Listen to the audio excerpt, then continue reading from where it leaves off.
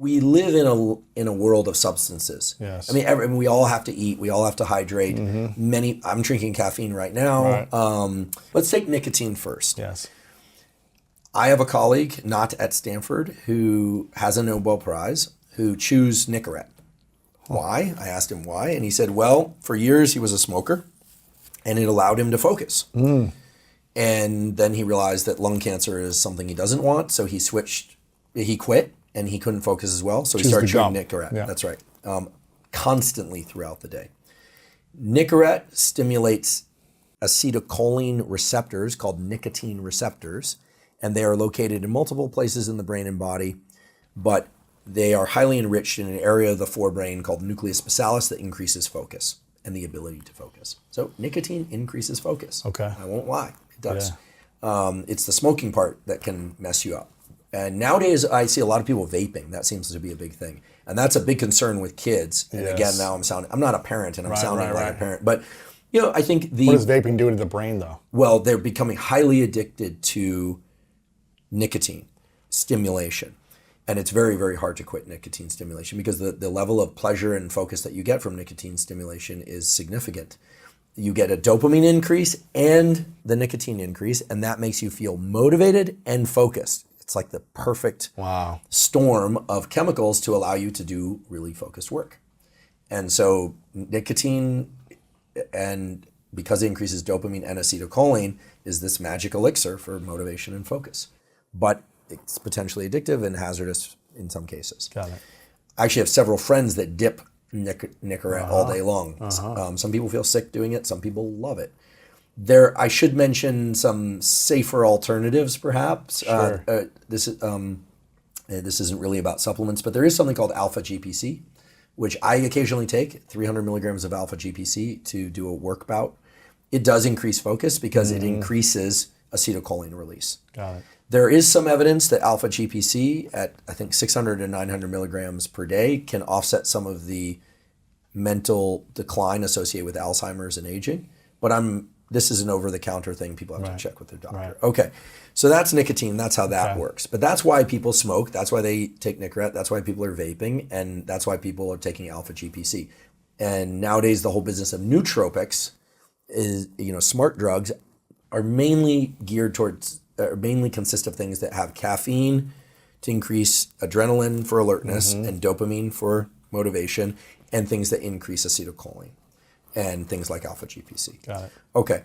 Then there's alcohol, and alcohol is more of a sedative. Alcohol's main effect is to reduce the amount of activity in the forebrain, which is involved in planning and inhibiting. It's involved in the no-goes. Right. Right. It's also involved in the sense of self and your self-image, who you think you are in the world. It's kind of interesting. Yeah. So when people have a drink or two, they feel less inhibited. They also, at least at the early stages of drinking, they tend to feel more confident. They tend to continue drinking, then they tend to lose their self-image. They forget who they are. They can even go blackout drunk. Wow. And the downstream chemicals are interesting. For a small, maybe 8% of the population, alcohol causes a huge dopamine increase. These are the people that from the first drink, they discover that they are an alcoholic or very prone to alcoholism. I've known people like this.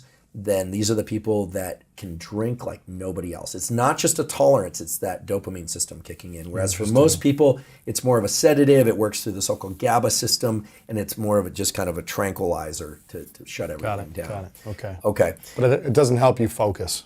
No. So a lot of people self-medicate so being alert is a prerequisite to being focused, but being too alert makes it hard to focus because then your spotlights are going all over the place.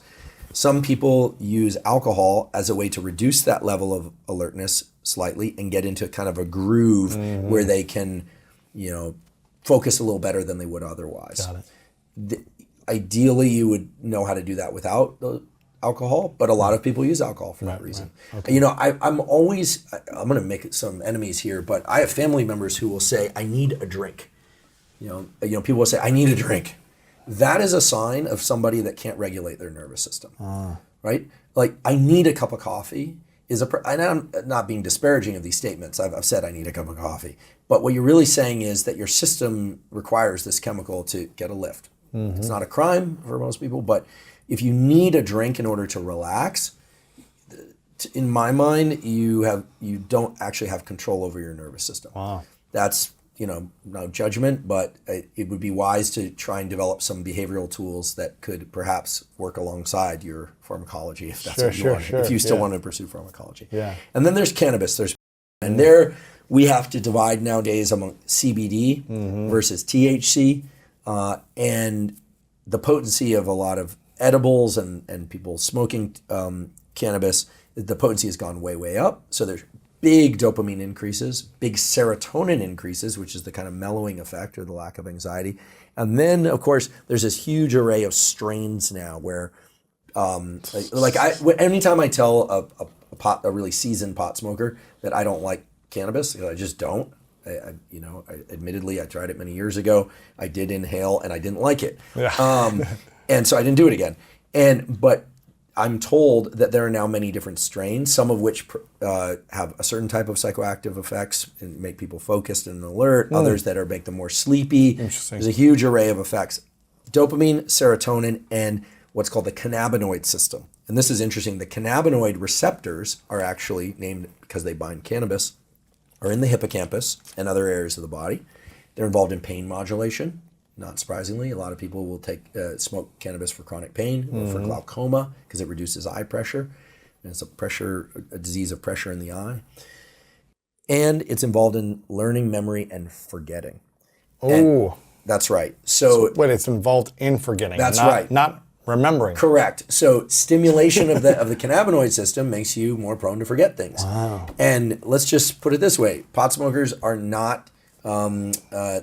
They're not savants when it comes to remembering things. And if they are, it's fair to say that they would be better at remembering things if they didn't use cannabis. Interesting. But again, I want to be clear what my stance is on this, because I know that many people derive great benefit from some of these things. Yes. And provided it's done legally, age appropriate, et cetera, again, no judgment. I think that there are people who derive benefit. It's a question of context. And the one context that we know this is very problematic, all of this is problematic, is in the developing brain. Because up until about age 25, the amount of neuroplasticity that you can get from any single event, chemical or behavioral or otherwise, is very robust. And so if people are growing up using a lot of a particular drug, then the brain is reshaping, and those dopamine circuits are reshaping, and those serotonin circuits are reshaping according to that chemical environment. And so I think it's important to know that. Yeah. And so for some people, for instance, who relied heavily on ADHD drugs, Ritalin and Adderall, during childhood, it's very hard for them to come off as adults. Yes. And again, there are drugs like modafinil, armodafinil, Ritalin, Adderall that have helped millions of people. And there are also millions of people who are relying on these compounds who probably don't need them, but they aren't aware of some of the other protocols and approaches. Right. So it's sort of a situation whereby the pharmacology is very potent, it's available, and so people go to the lowest hanging fruit. Right. The problem is not pleasures.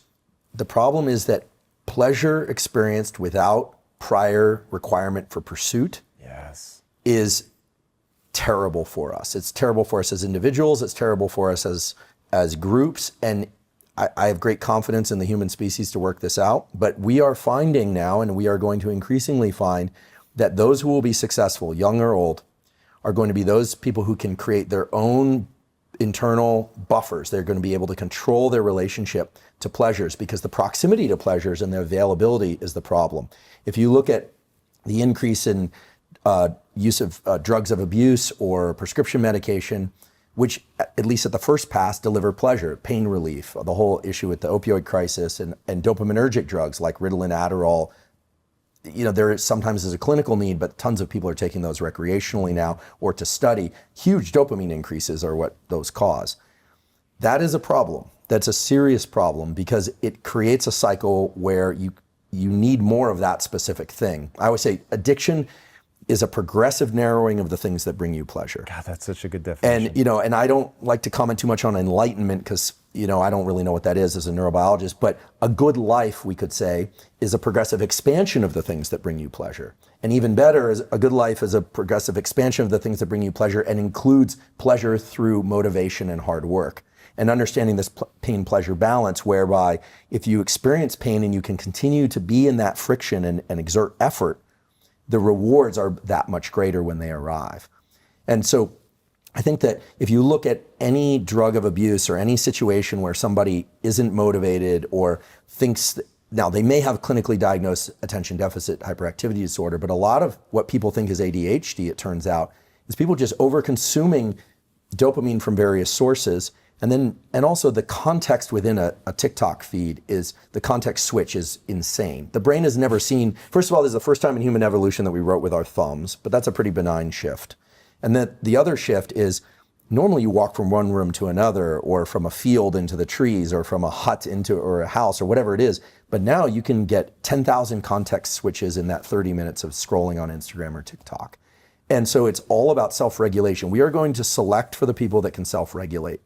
And so then people say, well, how do you self-regulate? How do kids self-regulate? Well, this is my hope, and one of the reasons I've gotten excited about public education and teaching neuroscience is that this is a place where knowledge of knowledge actually can allow oneself to intervene. When you think, I'm feeling low, I don't feel good, nothing really feels like good. Am I depressed? Maybe, but maybe you've saturated the dopamine circuits. You're now in the pain part of things.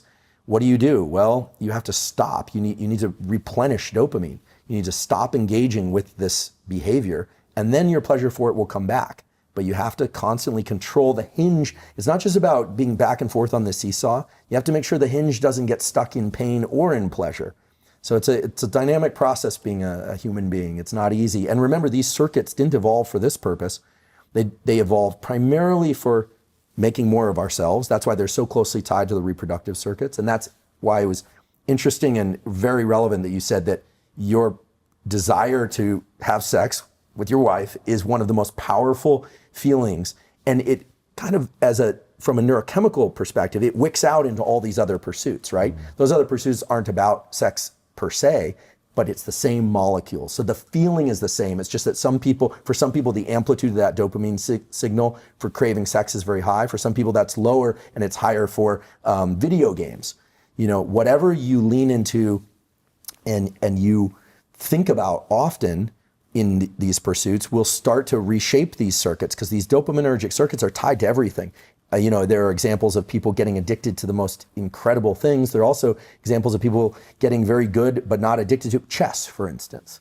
It's all the same general set of mechanisms. So let me ask you about the role of the prefrontal cortex in what you described as rule switching, because I would like to know what you think about whether or not the prefrontal cortex is actually, let's say, switching rules, or if what it's doing is switching context-sensitive behavioral patterns that when we talk about, we describe as rules. It is the critical question that you're asking.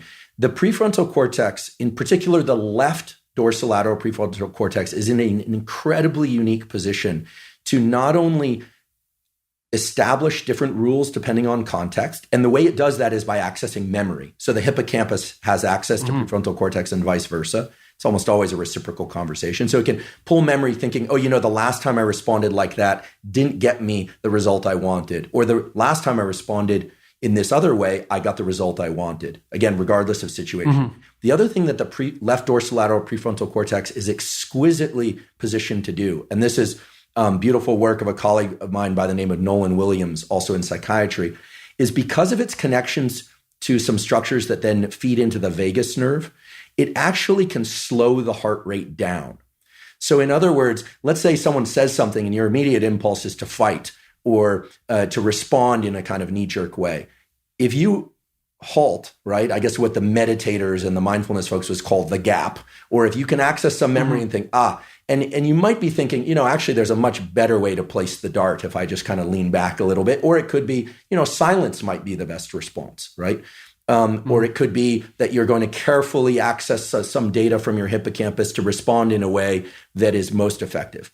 For instance, here I'm talking about confrontation, but it could be any situation. The left dorsolateral prefrontal cortex does two things. As it acquires a new rule set, or starts to access information about a new or possible rule set, it also sends a parallel signal to slow the heart down through the vagus nerve. And that is, I think, one of the more important and fascinating discoveries in the last 5 years. Those aren't data from my laboratory. I wish they were. But it's very clear that when we start accessing alternate rule sets, there's a signal that quiets the body in some ways and position. Is that partly how you calm yourself down? That's right. It is how you calm yourself down. And again, you have the clinical background, not I. But I'll confess I've been in therapy enough to know that occasionally, one feels as if you're accessing some piece of info as the patient side. I can only report from the patient side. Accessing some what feels like important piece of information. You're pulling on a thread of some sort, but then the therapist will say something, and it literally gives you that alternate view. And this notion of looking at things through a different perspective, we often think about that as a switch in our cognitive frame, in our thinking. But also, we now know there's this parallel signal that's sent to the body in which, in order to access these alternate rule sets, new ways of looking at things, there's a calming signal literally sent to the body as well.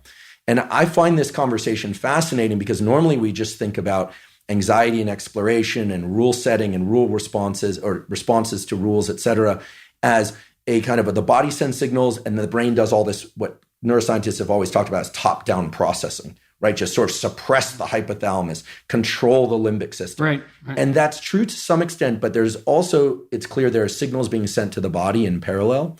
And rather than look at the signals... It's more like conducting than suppressing. Exactly. Like conducting, like an orchestrator conducts. Exactly. And there's a very interesting phenomenon that takes place in people that have chronic anxiety, or for people who essentially stop accessing alternate rules and responses to these signals. And this is, I think, what is showing up in chronic anxiety, certainly in certain forms of depression, and when people enter states of rage and dysregulation, is that normally we know based on neuroimaging that the prefrontal cortex is essentially leading the response of this anterior cingulate cortex in the insula. So information is coming up from the body into the insula and then being fed to the prefrontal cortex. But then the prefrontal cortex is actually in a position to lead responses, and it essentially is acting like the coach of a team. And the team is all these structures like the ACC and the anterior cingulate cortex and the insula, the heart rate, and so forth.